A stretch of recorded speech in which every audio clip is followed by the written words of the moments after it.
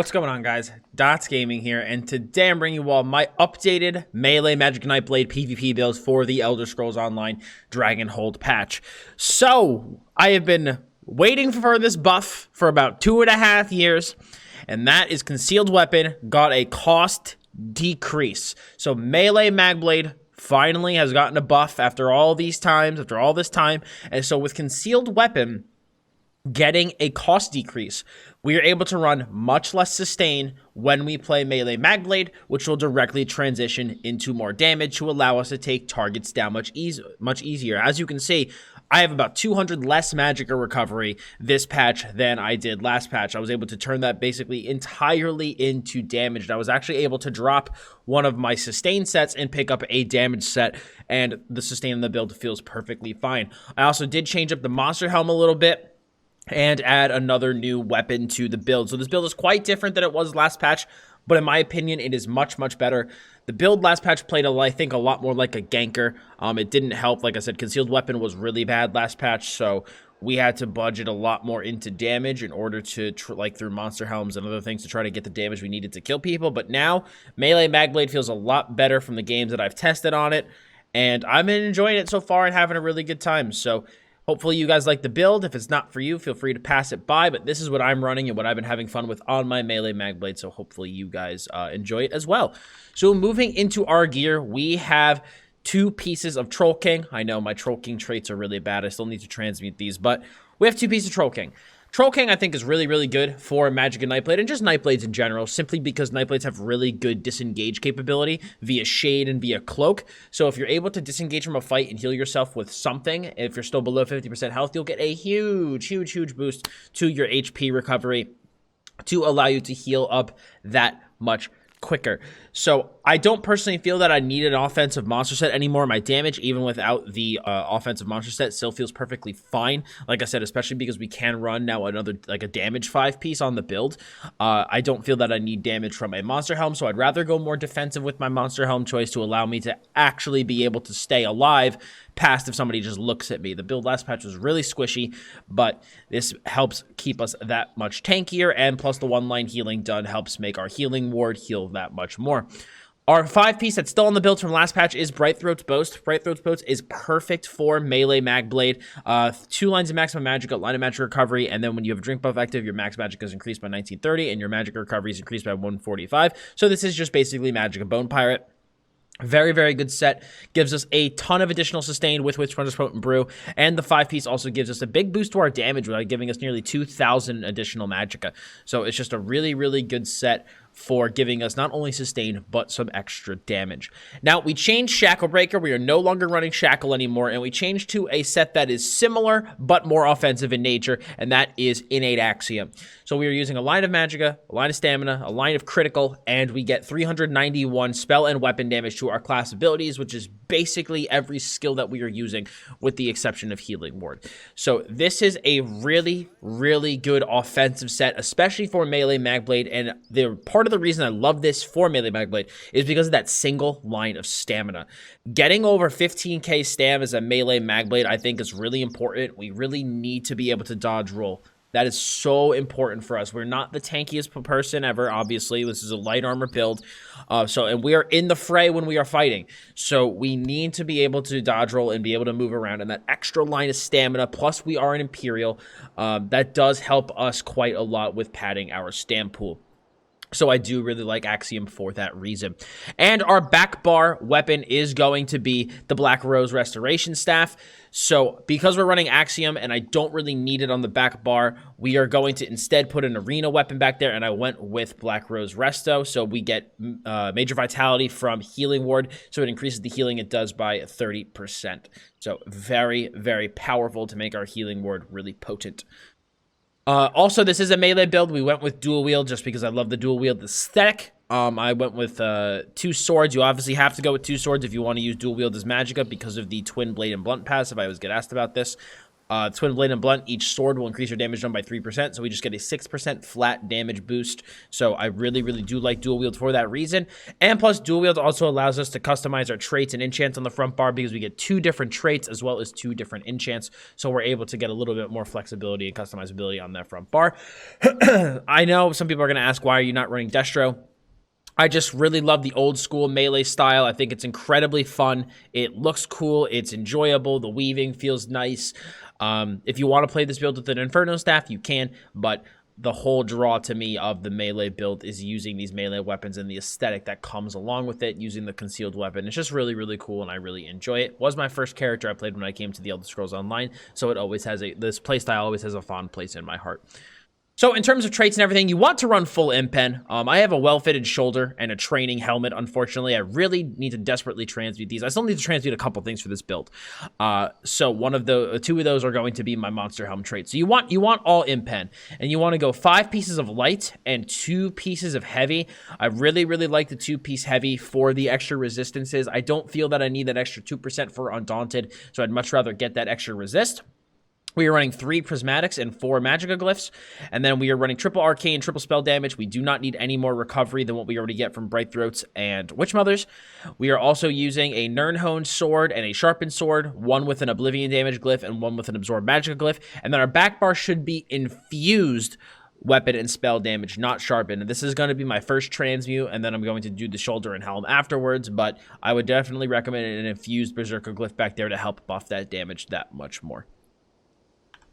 For our skills, we are using Lotus Fan. Lotus Fan is going to be our gap closer, as well as applying a dot to all enemies near the person we go to. And then they also are afflicted with minor vulnerability for the duration of that dot, increasing their damage taken by 8%. So very, very good skill. Gets us to our target and increases our damage against them. Not much more to say about it. We're also using Concealed Weapon, 10k tooltip on Concealed Weapon. So it's our spammable, as you can see, much cheaper than it's been in the past. Thank you, Zoss, for this much needed buff.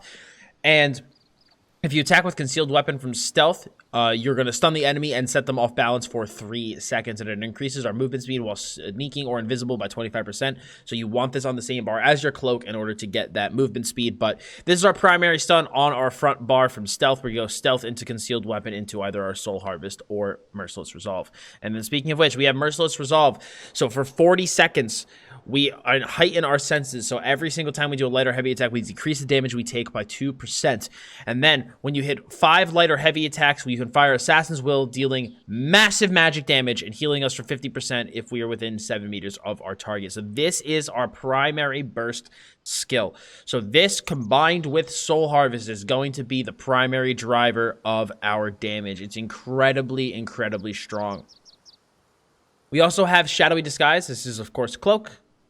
We need Stealth as a Melee Magblade. We also crit right out of the stealth, so if you go Shadowy Disguise into Concealed Weapon, that Concealed Weapon will crit and your opponent will be stunned. We also have Debilitate. Debilitate is the primary dot on the build, and it also gives us Minor Magicka Steal, which helps our sustain a lot, so it gives us 300 Magicka every second while damaging our opponent. So really, really like this for that reason. It's a very, very good skill. We have Soul Harvest. I have done it. I've switched to Soul Harvest from Soul Tether. Soul Tether was fun, and I did enjoy it, but I didn't like how expensive it was, and it was getting really old really fast. And being that we are an Imperial, our Soul Harvest is cheaper than it is on a non-Imperial. It's only 67 ultimates, basically nothing. Deals 16k tooltip damage and increases your damage against your target by 20% for 6 seconds and applies Major Defile. Very, very powerful. Your goal combo is going to be Shadowy Disguise into a Concealed Weapon stun, into Soul Harvest, into Merciless. That is going to kill a lot of people. It's very, very big damage. And plus, Merciless Resolve got its travel time finally decreased, so the burst feels way snappier and goes off much, much quicker. So I've really liked Soul Harvest because I feel like it allows me to burst more frequently, more often, boost the damage of my Merciless, and plus the Major Defile helps us kill targets in this very heal-heavy meta. So very, very good ultimate. Our back bar, we are using Phantasmal Escape. I really prefer Phantasmal Escape over Race Against Time for my Root Break because it is not only longer, but it gives us major evasion. And because this is not the tankiest build in the world, being able to reduce the damage taken from AoEs by a whopping 25% is a massive boon to this build, so I really like it for that reason. We are using Siphoning attacks to help with our Magicka sustain, as well as give us a little bit of additional healing while we are weaving. So between this and Debilitate and our already pretty nice recoveries, plus the Imperial passives from Red Diamond, we are in a very, very good spot. Sustain-wise. We've changed the build's heal to Healing Ward. Now that I have a Black Rose Resto, I would much prefer to use the Healing Ward over the Rapid Regen. It's more of a burst heal as well, and since right now dot damage is not very potent anymore, I'd prefer to have a burst heal to help defend myself against burst damage than have a hot personally. Healing Ward with the Major Vitality feels really, really nice. So this puts a shield on us, and while the shield strength is increased by up to 100% depending on the severity of our wounds, and we are healed for 50% of the shield's remaining strength every second. And we also put a bunch of points into Bastion to help buff the damage, or the damage mitigation of this shield.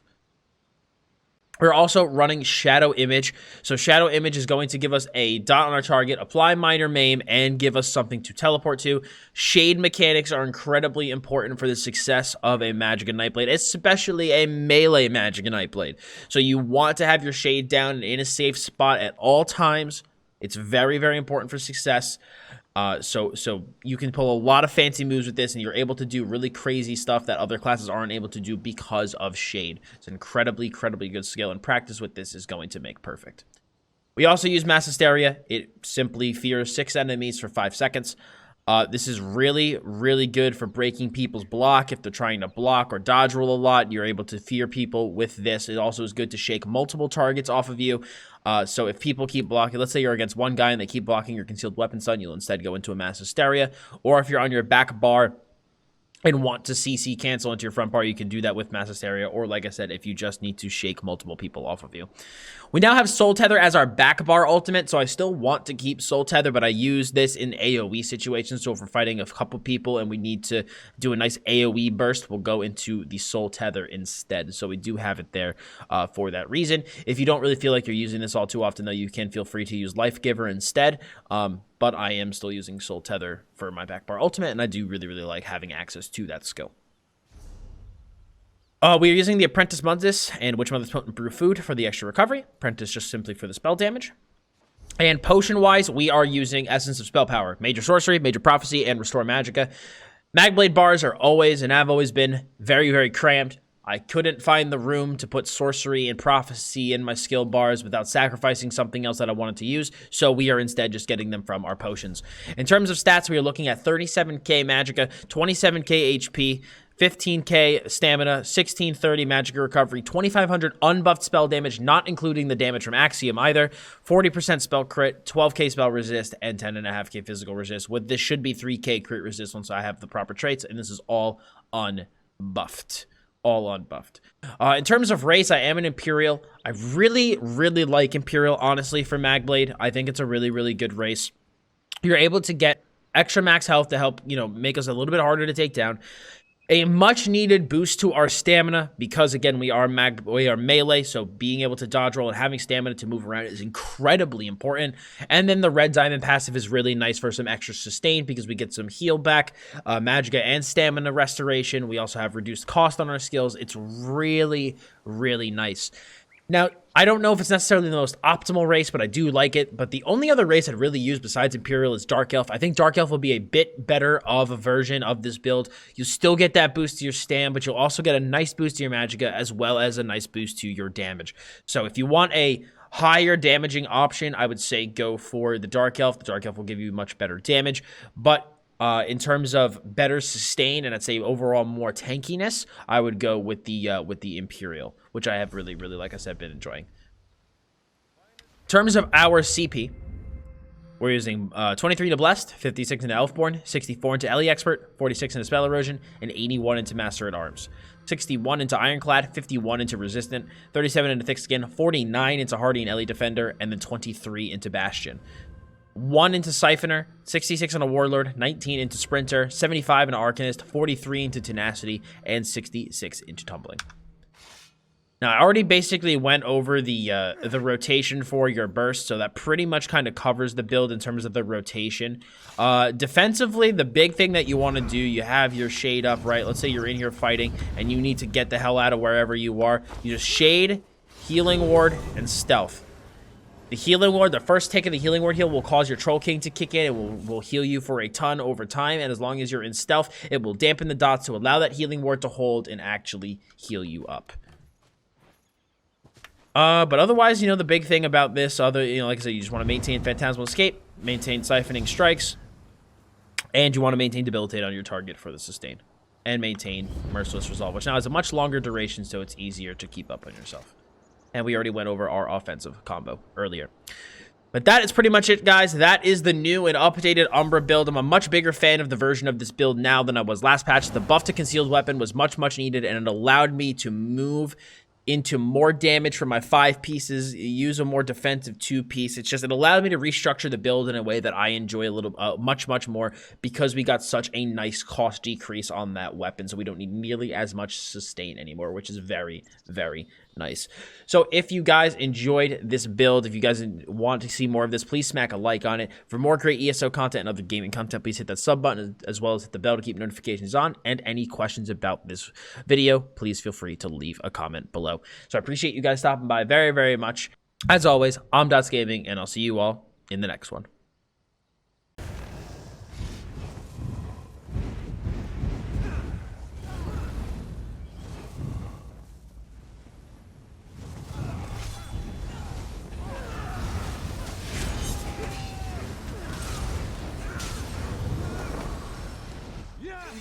We've taken the point!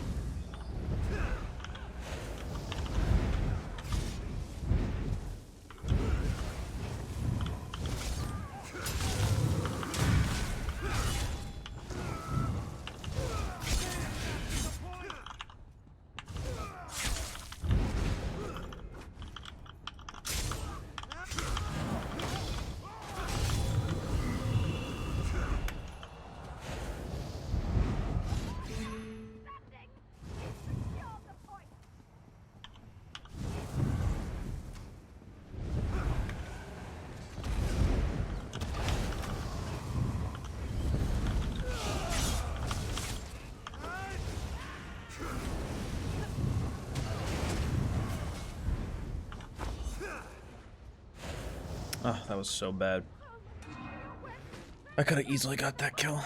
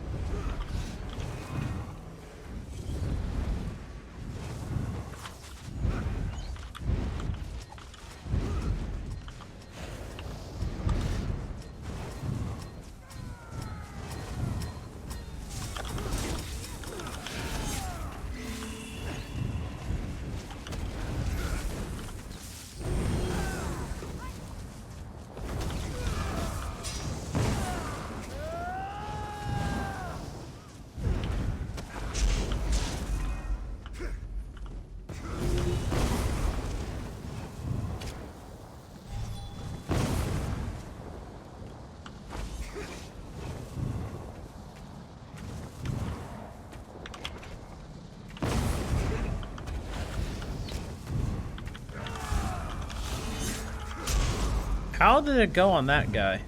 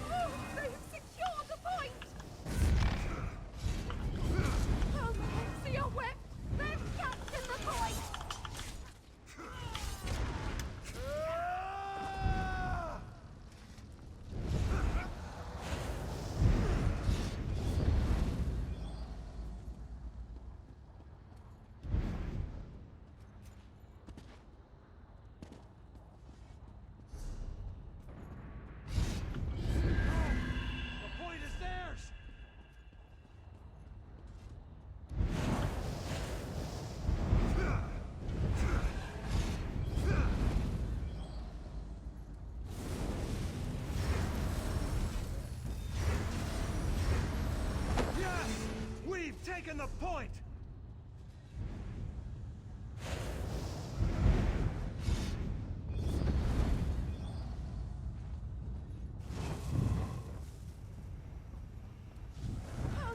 See your whip! They've captured the point!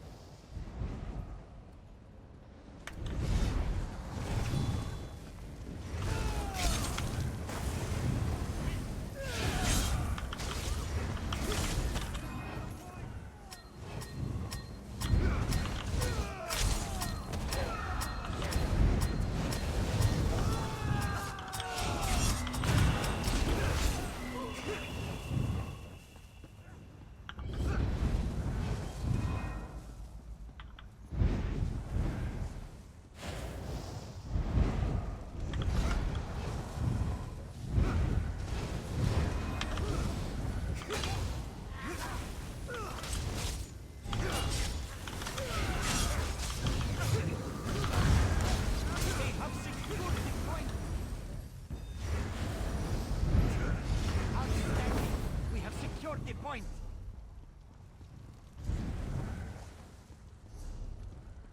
Strike back before it is too late.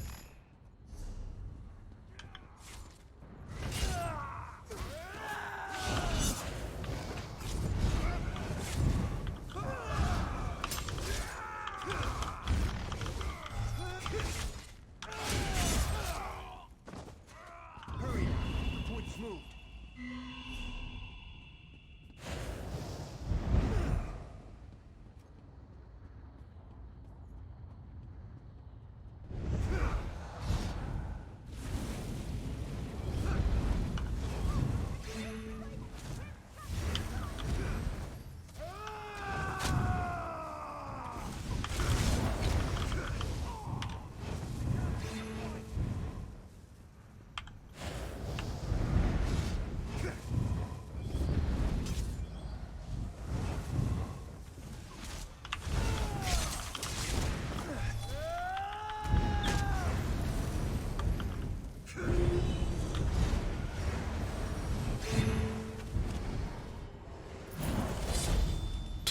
I don't even think that guy was running a heal. He was meditating. Anyway, good game, man. Build feels much better than it used to. Way more survivable. Damage feels really, really good. I think it really helped changing to Soul Tether. I know for a while I was changing to Soul Harvest. And I know for a little bit I was like, really struggling with it. And I was like, I didn't like how it feels. It feels clunky, blah, blah, blah. But after playing with it that game and doing my testing, I'm actually really enjoying it. I have my ultimate more frequently. Because of that, I'm able to burst more often and just able to put out more damage. So I'm really liking how the build feels, man. I hope you guys like the update to the Umbra build. The Umbra build has been one of the favorites from you guys. I mean, people are loving the Melee Magblade. You don't really see it too much anymore. So I think that's part of the reason why people are so into seeing it. Plus, it's just a fun old school style that I still think is a really, really good time and that I really enjoyed back when I first started. So hopefully you guys like this new updated build. If you guys like this, I appreciate if you smacked a like on it. If you guys want to keep seeing more great ESO content, please hit that sub button. And if you have any comments about the build, feel free to leave them below. So thank you so much for stopping by. Appreciate it, guys. As always, I'm Dottz Gaming. I'll see you all very soon.